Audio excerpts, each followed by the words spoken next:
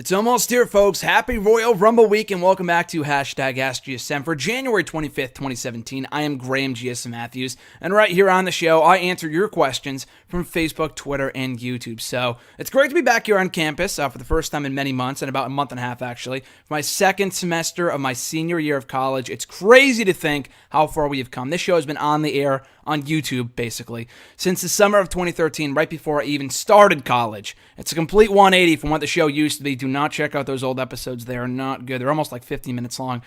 So today's episode will be a bit shorter than usual just because I have class at the top of the hour, i.e. in like 45 minutes, so I got to go soon. But I am excited, though. I would have recorded earlier, but my roommate did not leave the room, so in that case, he just made the list. But in all seriousness, guys, before we get started, check out last week's episode. Amazing time. A lot of awesome feedback from you guys via text, Twitter, YouTube, and Facebook. And having at GNAP's Ring Wrap on the show, John Knapp, is always great when we talk wrestling right here on hashtag AskGSM for an hour and 10 minutes. We don't have quite that much time this week, but we had an awesome time talking all things WWE and beyond last week. So check out that episode when you get the chance. I appreciate all the fantastic feedback that you guys had on that show. So let's get started with this week's questions. Like I said, we got to kind of cut it down to about 40 minutes this week, so I apologize in advance.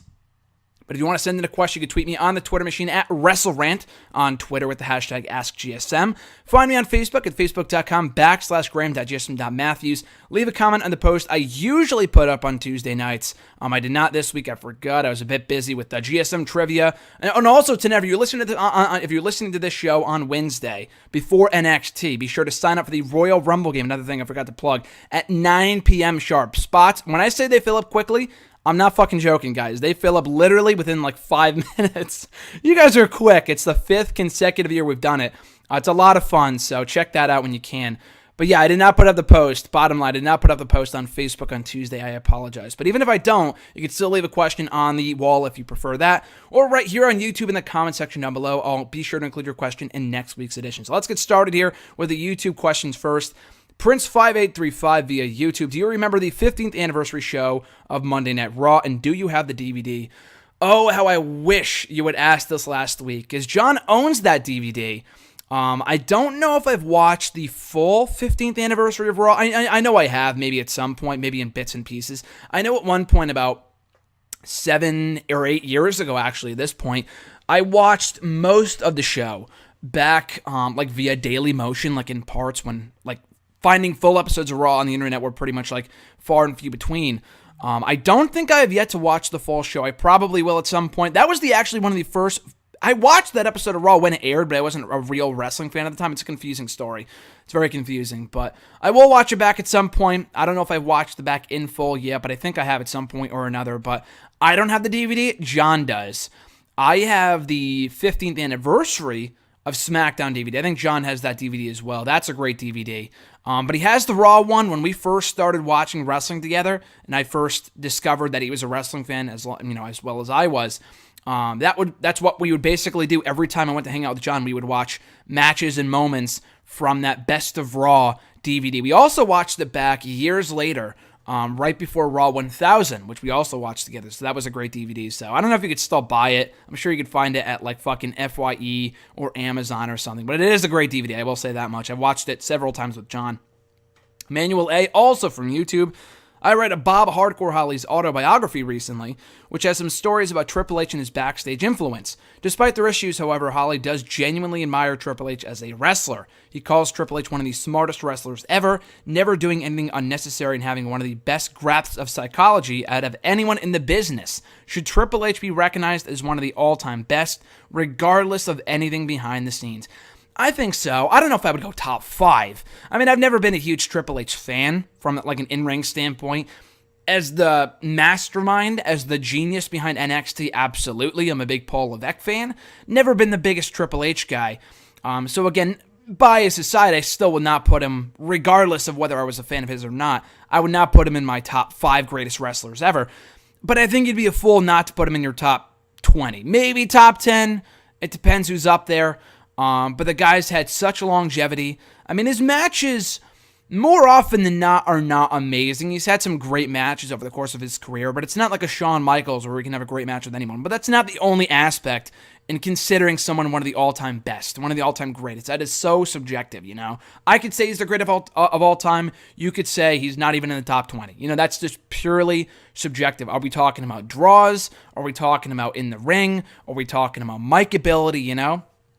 But I do think in and out of the ring, though, with all that he's done with wrestling recently, I mean, you said anything, regardless of anything behind the scenes, and regardless of how he got there, Triple H is one of those all-time greatest memorable characters. You talk to people who don't either watch wrestling anymore or who have never watched wrestling, more often than not, they know who Triple H is because he was around in the 90s, he was around in the mid-2000s, and he's around today. You know, he kind of touches all generations of wrestling fans, like the fans that were watching during the Attitude Era, the fans such as myself, or not really such as myself, but like my age, in their 20s that watched when they were in elementary school or middle school, who watched, like RJ, who still watches now, but a lot of kids his age, my age, don't watch anymore. They know Triple H as the face of Raw from like 02 to 05. And he was still around even after the fact, from 08 up until 2010 as an active guy, and is still around today, you know, on the product constantly. Not really recently, but, you know, in the feud with Seth Rollins remains an integral piece of the puzzle for WWE. So, yeah, I would call him one of the greatest of all time. Again, maybe not top 5, but top 10 maybe, depends on who's the list. I know John and I did a whole list a couple years back. I have to dig that up at some point. But top 20, undoubtedly. Amanda 450 Splash, not including this year, which is one Royal Rumble event you wish you were in attendance for. Great question. I wish. I mean, there's a lot of Rumbles. I wish I had gone to a Rumble, and I still could. The 2011 Rumble, which I know RJ was in attendance for, and that was one of my favorite Rumbles, and still is to this day. I think it kind of got surpassed by last year's show. Because the 2011 Rumble was really not all that great. I just have a personal attachment to that Rumble from the returns of Booker T and Kevin Nash and some of the other things that happened with CM Punk. I really liked that Rumble at the time. I still enjoy it today. It's still not as great as I remember it to be. But probably that one in Boston. That's not the Royal Rumble event I would have wished I have gone to. That was a pretty great show on the whole. You also had Orton and Miz for the WWE title. You had Edge and Dolph Ziggler in a very underrated match, the World Heavyweight Championship. I wish I'd been to last year's show in Orlando. That was a great show, another very underrated event from start to finish. A great tag title match and last man standing match between Owens and Amber. I just reviewed it this past week, like yesterday, here in the channel for WrestleRant. But if I had to pick one show I wish I had gone to, and I know I constantly say the 2010 Rumble is my favorite Rumble, but that's purely because that was the first WWE pay-per-view I ever bought. So that aside, I'd have to go with the 08 Rumble. That whole show is great, but that crowd in MSG, and I had never been to MSG up until a couple weeks ago, the day after Christmas when Jason and I went to that SmackDown Live event. Shout out to Jason, we had a great time. But yeah, that show is amazing. Not even long before, a couple months before I officially became a fan of the product, but I wish I had been there for that show, for the Cena return, to the match itself, to the show itself, to the crowd. Just a really fun show I like watching back. Brandon A's got a couple questions here. What the hell did the Vaudevillains do to piss off WWE so much? I don't really think, I know Simon Gotch had some heat on him a couple months back for getting in a backstage fight with Sin Cara, like right around the draft time, but that was months ago. Regardless of that, the guys were really never that good to begin with. They were over for a cup of coffee in NXT. We all said from the get-go, a lot of people said, if they ever get called up, I see this act dying a death, and it has. Even if they were being pushed as they were, it kind of worked for a little while during their feud with the New Day, and they came close to winning the belts, but beyond that point, they were fucking dead in the water. No one cared. Their gimmick is just very stale. There's only so far you can go with a gimmick like that, and two guys who are not, like, amazing wrestlers. It's best to keep them together as opposed to apart. They'd be released in a day if they got split up anytime soon. But it's not like they deserve a push. They deserve better in getting up on and getting on TV and shit. I think the Ascension have more wins on SmackDown than these fucking guys do.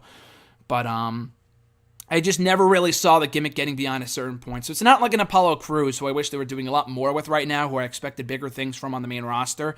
The Vaudevillains are exactly where I think a lot of people thought they would be when they got called up, and just being literally either off TV or on TV and getting just buried or beaten, whatever. His second question, usually WrestleMania posters have 6 to 10 superstars on it, but WrestleMania 32 only had Roman Reigns and Triple H. what additional wrestlers would you have put on that poster to fill it out? So when you sent in that question, I was thinking, like, what other top-tier talent were a part of that Mania? Brock Lesnar, Dean Ambrose. I know Rock didn't, he actually did wrestle, but it wasn't advertised, but he was a big focal point of the advertising for that show. So I put Rock in the poster, Undertaker, Shane, and also the women. I know, maybe not on the poster itself, but on the outside of the AT&T Stadium in Arlington last year, the arena of the host of WrestleMania 32, they had everyone outside on the stadium. I think the women were up in front too, I'm pretty sure. I don't know if they were only on the poster or if they were like the centerpieces of that poster or like the advertising, whatever. That should have been the real poster. That was a great visual. But yeah, those are the other people I would put on the poster. In addition to Roman Reigns and Triple H, I would have put in Brock Lesnar, Dean Ambrose, The Rock, Undertaker, Shane McMahon, and the women, who all really had the biggest matches on the show. Next question. Favorite Royal Rumble, WrestleMania, SummerSlam, and Survivor Series posters. One for each. I've never really been a big poster guy, to be honest with you. I could not tell you like one memorable poster from recent years just because they really don't get creative with them anymore. And they really haven't in a while. I used to, for several years, make the posters of the pay-per-views like my laptop screensaver, and I ditched that in like 2011, 2012. And because the posters were really starting to get bland. But if I went back to remember and kind of refresh my memory. For the Rumble, Royal Rumble, either 08, I think it was 05 when they had like, I forgot what they were like doing a parody of, but like the two teams, the Raw guys on one side, the SmackDown guys on the other side, and they were like, Gangs of New York, I think is what they were doing a parody of in that poster, and it looked really cool. 08, they had the poster. I think the poster was everyone in the subway because it was an MSG that year. That was a great poster. So I'd have to go with either one of those two. For WrestleMania, in recent years, not really one WrestleMania poster stood out to me as special because it's usually just everyone on the poster and that's it.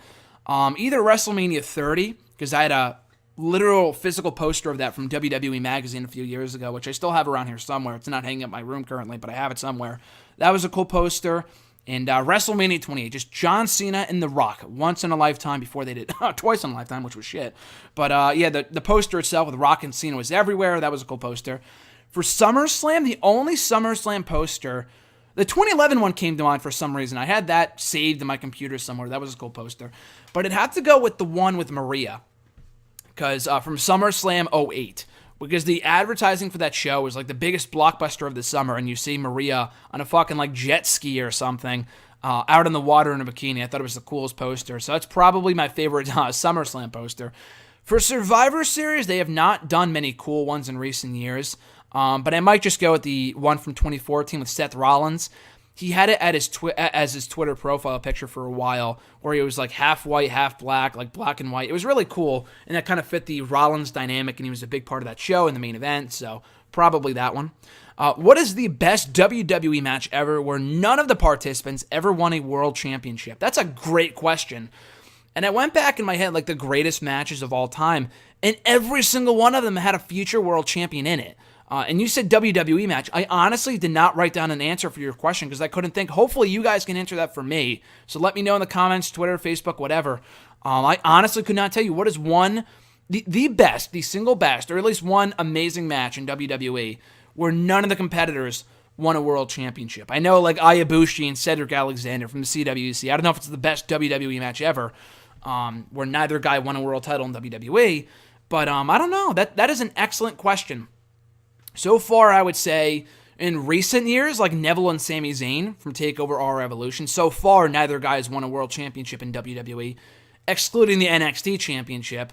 That was my favorite match, hands down, of 2014. So maybe that one, just in recent memory of all time, it's hard to say. Like Ricky Steamboat and Randy Savage, obviously Ricky Steamboat was not a world champion in WWE, but Savage was. So it's hard to say. So you guys can answer that one for me because I was kind of stumped on that one. Great question, though. And Brandon's last question here from YouTube. Jim Ross said on his podcast that a cool heel is not really a heel. How can internet favorites like AJ Styles and Kevin Owens get legitimate heat in the modern smart era of wrestling without getting the cheers mixed in? Here is an alternate question if you can't answer number 4 because I know there is a 5-question limit. So I'll answer this one too, but I'll wrap it up I'll get to that one in a second. He's got two good questions. The first one, the cool heel thing. Even AJ Styles said himself in a recent interview that he needs to try harder to get a negative reaction from the audience, to get booed by the crowd, because he's not really doing a great job. They naturally like the guy. He will rip on the fans time and time again, but they will continue to cheer him because he's that fucking phenomenal. Like, for AJ Styles, I think a case can be made that he's okay. There's almost an excuse. I mean, he should be trying harder to elicit heat. But at the same time, the guy's a natural babyface. He's really thrived as a heel a lot better than I thought he would. I know it worked in Japan, but that was because he was a foreigner, a part of the Bullet Club, blah, blah, blah. He should be a babyface at some point again. With Kevin Owens, the guy's a natural heel. So, and he does a great job of ripping on the fans, and people cheer him anyway because he's great. So, I mean, yeah, cool heels do not work. I mean, like, the NWO was the thing of its time. You can't play both sides of the card. Cool heels, like Kevin Owens, when they'll bow after a move. You can't really do that. I mean, Kevin Owens is getting better about it. A guy like The Miz does nothing, like, he does everything you can possibly do to get booed by the crowd. Charlotte, another great example, who people don't boo her because she sucks, because she's awful. She's a great wrestler. She's a great character. But people boo her because she gets under the skin of fans. She just sounds obnoxious on the microphone. Miz, too, which is why he's so great. Like, I love The Miz, and I'll still boo him at a live event because he does a great job of making me hate him despite the fact that I'm a fan of his. But the second question that you had here, I'll answer it quickly. You said, if Stone Cold Steve Austin stayed a babyface after WrestleMania 17, who is he going to feud with? Remember, The Rock was leaving. He had already wrapped up his feud with Triple H in 3 Stages of Hell. The invasion had not yet started, and Kurt Angle was in the middle of a program with Brock Lesnar, with Chris Benoit. I mean, he didn't have to stay babyface. He just did not need to turn heel, if that makes sense. Like, he did not need to be a full-fledged heel the way he was. He could have been a tweener. He still could have faced, like, Undertaker and Kane for the title. The two-man power trip, as cool of a concept as it was, just Stone Cold as a heel, he did not need to be a full-fledged heel. It's fended off so many fans that never came back, and they're still struggling to get back, the WWE is. He did not need to just stay a babyface. He needed to, at the very least, either just not go heel. Go tweener is fine. Staying babyface, all right. Go tweener is okay. The heel turn, it didn't kill his career, but it killed an awful lot of fans for WWE, that's for sure. So they could have, gotten rid of the two-man power trip. And, I mean, I know that, like you said, they wrapped up the Stone Cold Triple H feud at the February pay-per-view. I mean, they could have resumed it. They could have done it anyway, with Triple H as a babyface, and Stone Cold Steve Austin could have been the default heel in that feud. Maybe not a full-fledged heel, but he could have been, a heel by default. They could have done Stone Cold Taker, Stone Cold Kane. I know they've done those matches in feuds before, but it would have been different 2-3 years later. So, I mean, they had options. And if they really wanted to do Stone Cold Angle earlier than they did, they could have cut Angle Benoit short. They had matches down the line anyway. They had a one WrestleMania match. They had a great feud, don't get me wrong, but they could have very easily cut that short if they really wanted Angle or Benoit to go after Chris Benoit or to go after Stone Cold for the WWE title. There is really no excuse there as to why they needed to turn him heel at WrestleMania 17. At Brad Bernard, moving forward into the Twitter questions now. I know how much you dislike the Big Show, so how did you react to Corey Graves calling him one of the all-time greats on Raw? You know what? This might shock a lot of people. I might not be the biggest Big Show fan, but honestly, I did not roll my eyes when he came back on Raw this week. I'm not even rolling my eyes he's in the Rumble, because they're obviously trying to stack this Rumble with as much star power as possible. And Big Show, whether you like it or not, is a big name, literally and figuratively. But with Big Show, I mean, again, unlike with Triple H, I would definitely not put Big Show in like the top 10 wrestlers of all time, because the guy, I mean, he was a lot... Andre was a bigger icon just because he was the first of his kind really in wrestling, or just specifically WWE. With Big Show, you look at the longevity that he's had, you look at the matches he's had, maybe not a lot of 5-star classics, but he got a lot of good matches with Sheamus, out of Brock Lesnar, with Kurt Angle. Some of the matches he's had have been pretty decent with Eddie Guerrero. I don't think Andre really had one truly great match. Even the match with Hogan was not good. It was an iconic match, a monumental match, not a great match by any stretch of the imagination from an in-ring standpoint. He's a lot more agile. He could do high-flying elbows. Like, Big Show's a very underrated athlete in that sense, that we might never, ever see something like that again. So again, I mean, I don't hate Big Show like fuck this guy. I mean, sometimes I will say that jokingly, but whenever I hate on Big Show, it's just because he's been way overexposed. But the guy's been off TV for, almost a year now? Since WrestleMania 32, he's made a few occasional appearances over the past year. But other than that, he's largely been gone from Raw and from programming on the whole. So I can't complain with him being on Raw in the Rumble. Your question, is he among the all-time greats? Yeah, I would say so. I mean, top 20? Probably not. Greatest characters of all time for the 25 years he's been in wrestling. It's hard to argue with Corey Graves there. I mean, for the longevity he's had, the accolades he's had, becoming a multi-time world champion, U.S. champion, IC champion, tag champ, hardcore champ, European champ, everything that he held. I think he was a European champ, probably not, but ECW champion, every belt that he's held in this fucking company. He should be applauded for that. So, maybe one of the most decorated superstars of all time. I wouldn't put him in my top 10 or top 20 greatest superstars of all time, but greatest characters, I would definitely put him on that list because Big Show has had quite longevity in the business. His second question, should Neville bring back his old theme song, Faceless? I was going to listen to it back as I remember he had an old theme song in NXT before he started using the one that he has now. He had a generic-ass theme song, which I honestly liked more than the original theme that he had. I mean, it wasn't a bad song. It didn't really do anything for me specifically, for me personally. No, I think the theme he has now is great. I don't think he needs to go back to the old song. And sometimes when they do change songs for people in NXT and whatnot, it's because they lose the rights to it. Like Tyler Breeze's old theme song, which was great, by the way. I know it was instrumental, but it was a fucking great, catchy song. The reason they stopped using it, in addition to wanting to give Tyler Breeze more of a makeover, pun intended, I guess, was because I think they lost the rights to that stock music. And now they want to have every theme song done by CFO Money, so I get that. And Faceless, I don't think it was by CFO Money, which is why they ditched it, so as they started to go in that direction. But no, the theme song he has now, I was never a huge fan of it until they kind of slowed it down and made it more evil, the way that they have in recent weeks, which I think is fucking tremendous. So no real need to bring back that old song, in my opinion. It's more babyface-esque anyway, and he's a heel right now, so it doesn't really even matter. His third question, it's not like it's the first time they've done this, but has WWE ruined the whole aspect of you never know who's going to show up in the Rumble by announcing so many of the participants? No, I wouldn't say so. I mean, if they announce all 30 guys, then yeah, but I mean, they've only announced 22. That's 8 slots open. And, I mean, there's not many guys left on the active roster I could see filling up those slots. Like, if they put in a fucking, Titus O'Neil on that slot, or a goddamn Aiden English, or a fucking, I don't know, whoever gives a shit about the rest of the people in the Rumble, or on the undercard of Raw and SmackDown, like a Bo Dallas or a Curtis Axel, who gives a fuck, you know what I mean? Then that's a problem, but, I mean, they haven't announced everybody, so I really have no issue with it. And there's still people who could show up. I mean, they want to announce everyone announce as many people as possible, just to say that we have this much star power in the Rumble, and they really had done a great job of doing that this year. So, no, I don't think they've ruined that at all. If they announced all 30 guys, then yeah, but they've only announced 22. That's 8 slots open for potential return surprises, which I know we are bound to get anyway, whether it be a Finn Balor or a Kurt Angle, Shelton Benjamin, Ty Dillinger, Samoa Joe, the list goes on and on. There are still possibilities for all of those people coming in with 8 slots open in the Rumble currently. Next question, Matt Shaw Marcus. I think we got about 50 minutes left. I think we have enough time to go through everyone's questions here before we wrap up.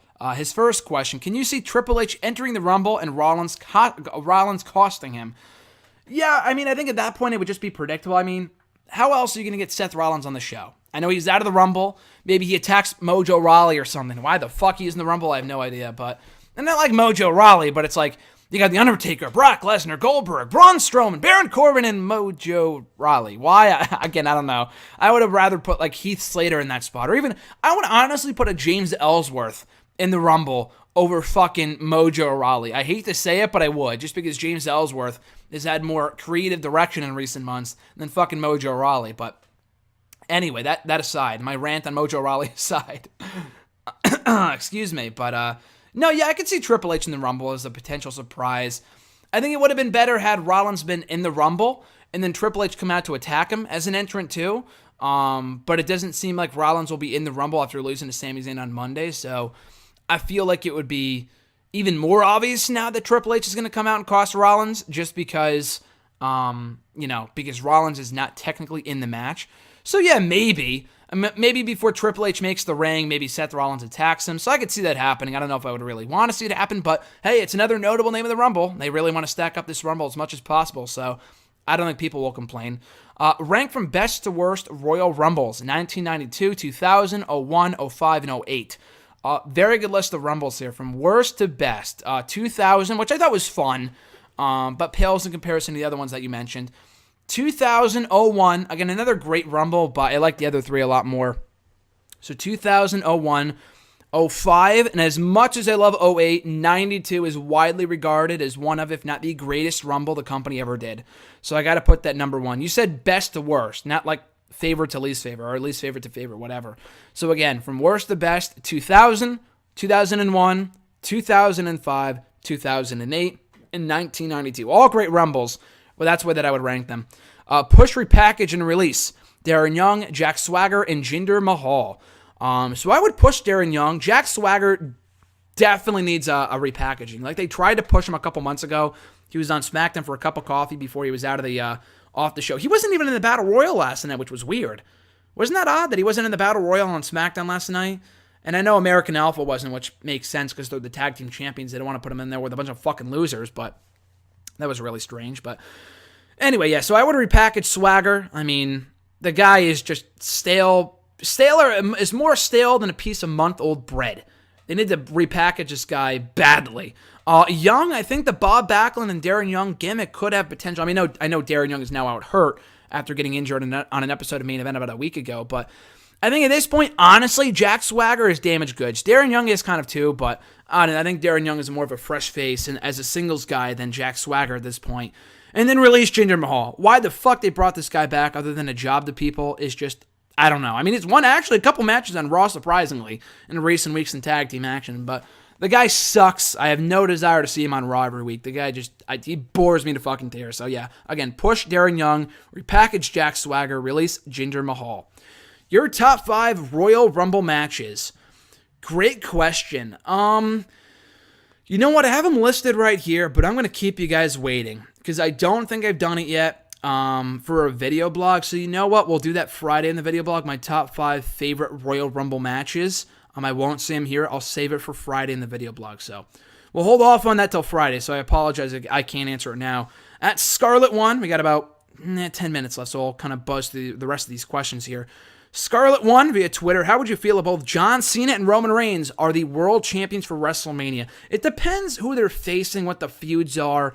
I mean, I know Cena and Roman, who I think are both walking out of the Rumble as champions, is going to make the internet implode, but it really depends on who they're facing. If it's fucking John Cena and someone stupid over on SmackDown, and then Roman Reigns and Braun Strowman on Raw, we could be in for one of the worst Manias in recent memory, even worse than 32. So here's hoping that's not the case. But it really depends on how it's handled. I'm not going to shit on it just because I don't want to see Cena and Roman as champions anytime soon, but we'll see how they handle it and who they're facing. So I can't say just yet. What obscure wrestling match surprised you the most when you saw it? Example, Bret Hart and Pierre Lafayette from In Your House 3 that I talked about last week. That's a good question. I don't really know. That surprised me when I saw it. That's a great question. I don't really know. I mean, there's been a lot of great ones. A lot of ones that don't come to mind. From recent pay-per-views that I've watched on the network, from old pay-per-views, recent pay-per-views. I don't know. I mean, that's a really good question. I could not tell you. Probably I would be able to give you an answer with more time. I just don't have time right now to put more thought into the question. But yeah, Hart, and speaking of that match from In Your House 3, Hart and Lafayette from In Your House 3 was really, really good. A match I did not think it would be as good as it was. So that's definitely a good example. So I apologize I can't answer that. But your next question: what is the biggest dividing quality between two matches that played back-to-back? Example, Triple H and Scott Steiner, and then Kurt Angle and Benoit from the Royal Rumble 03. That's a great example. For me, the first one that came to mind, Shawn Michaels and Shawn Michaels and The Undertaker from WrestleMania 25. And then we go from that immediately into the triple threat match, which was not terrible. I mean, Triple H and Steiner sucked, but Edge, Cena, and Big Show from WrestleMania 25 and the triple threat for the world title was not awful, but it paled in comparison, obviously, to Shawn Michaels and Taker from that Mania. So I'd have to go with that one. Next question. Very good question here. Are you more excited for the Royal Rumble or NXT TakeOver San Antonio? That's tough. I think every time I've been asked that or thought about that in the past, like, what am I more excited for this weekend? Take over Toronto or Survivor Series? Take over Brooklyn 2 or SummerSlam?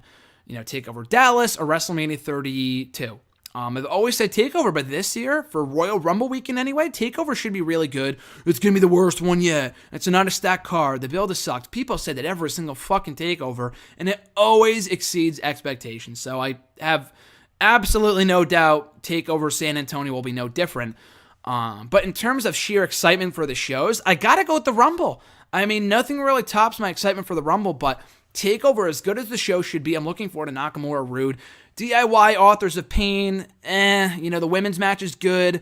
Roderick Strong and Almas, I think, should be an awesome match, as should Ty Dillinger and Eric Young. But overall, I think I'm looking more forward to the Rumble and the potential surprises over TakeOver. TakeOver might be the better show. We'll see on Saturday and Sunday. But so far, I think for the first time ever, I'm looking forward more to the WWE pay-per-view than TakeOver, just because it's the Rumble. And how can you not look forward to the Rumble, honestly?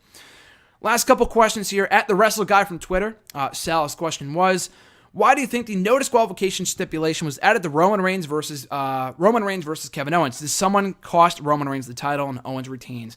I'm not sure why it was added, maybe just to make it a more interesting match, because the match currently does not hold my interest whatsoever. The whole cage, we just saw 2 months ago at TakeOver. Who gives a fuck?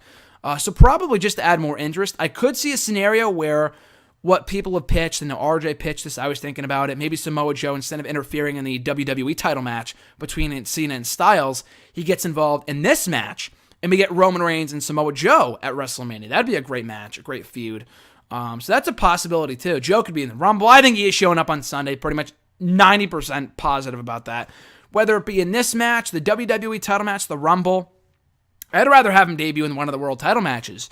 So I know he won't be losing in like the Rumble, which I know AJ did last year. It didn't hurt him at all. He doesn't have to win. I think he should. That'd be amazing, but I don't think he is.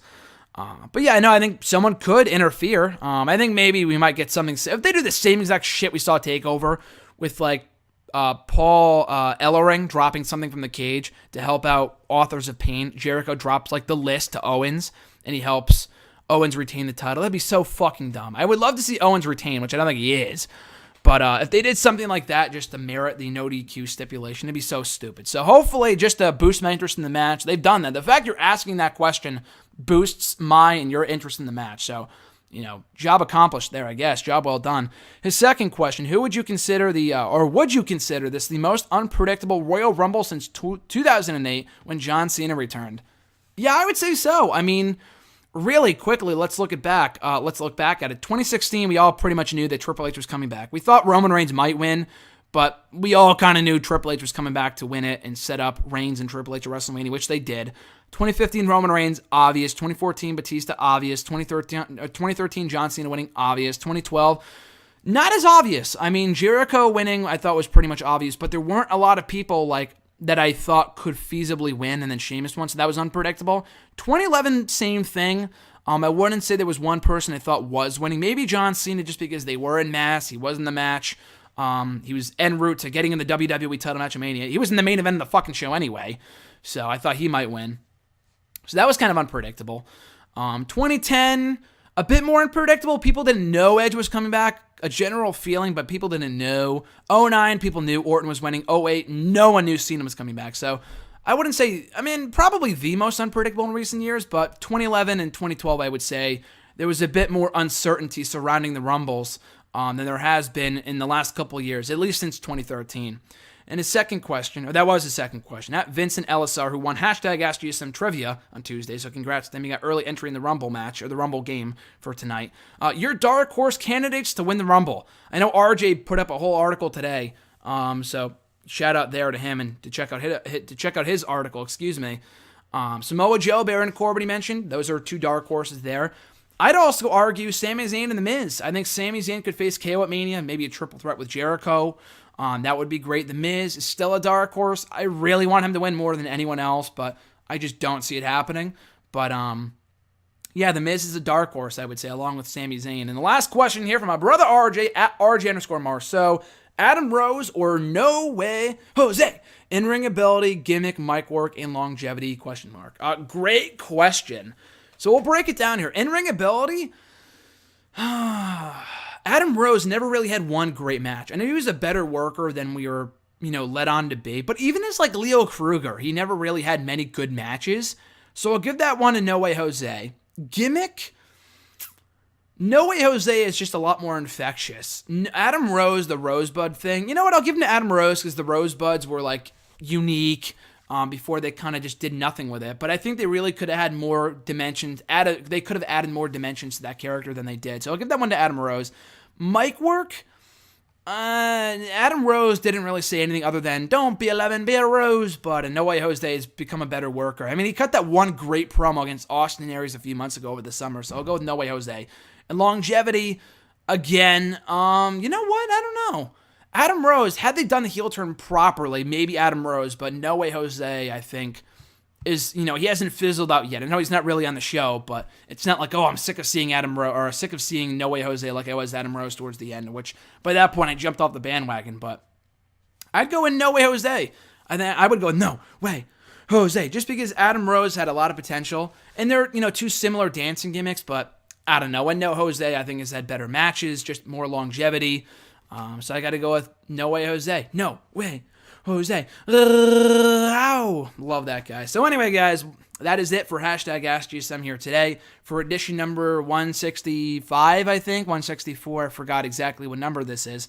You guys know just by watching the video. But at any rate, if you want to send in a question, tweet me on the Twitter machine at WrestleRant with the hashtag AskGSM. Find me on Facebook. Leave a question on the post I usually put up on Tuesday nights or the wall itself at facebook.com/graham.gsm.matthews. Help get me to 900 likes, please. I'd appreciate it. And also right here on YouTube, drop a comment down below with your question. I'll be sure to include it in next week's edition. So all that being said, guys, once again, quickly, Royal Rumble game, these slots open tonight. Vincent Elisar and RJ already got their number set in stone, as well as myself, because it's my fucking game. I'm always 17, baby. That's what I'm talking about. But in all seriousness, Vincent is number 22, I think. RJ is 27. I'm 17. Get your number tonight. There are 27 slots remaining. Start tonight. It goes by very, very quickly. So if you want to get a slot, don't expect there to be slots like 15 minutes after the fact, an hour especially. They're going to be gone pretty quickly. So sign up tonight at nextairwrestling.net.